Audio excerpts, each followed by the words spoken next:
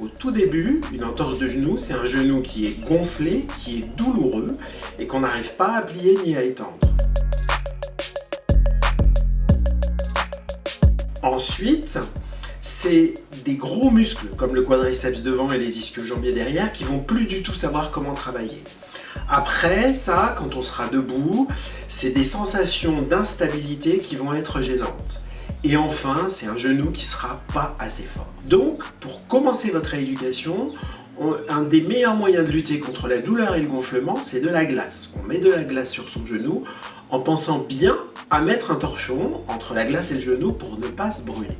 Pour commencer à travailler ces mouvements, il peut être intéressant de prendre sa rotule et de la bouger dans tous les sens quand on est couché sur le plan du lit.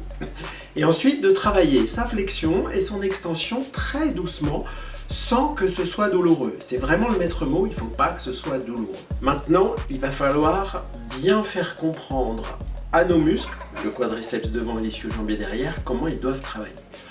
On fait des exercices sur une chaise en travaillant sa flexion et son extension. C'est assez simple à faire. Le but du jeu, c'est d'arriver à retrouver une angulation au niveau de son genou qui approche les 90 degrés. C'est très important de savoir comment travaille son quadriceps et son ischio-jambier parce que dans le genou, c'est une des rares articulations où on va avoir besoin de les faire travailler en même temps. C'est-à-dire travailler le quadriceps et travailler l'ischio-jambier en même temps derrière pour stabiliser le genou.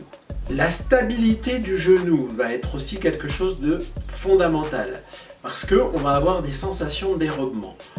Et enfin, pour renforcer ces muscles, on va utiliser des exercices beaucoup plus lourds et contraignants à type de squat facile à faire à la maison, à type de renforcement des ischio-jambiers.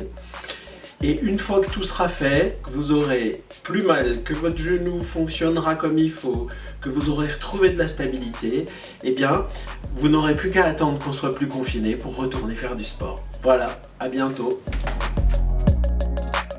France Bleu, 100% solidaire.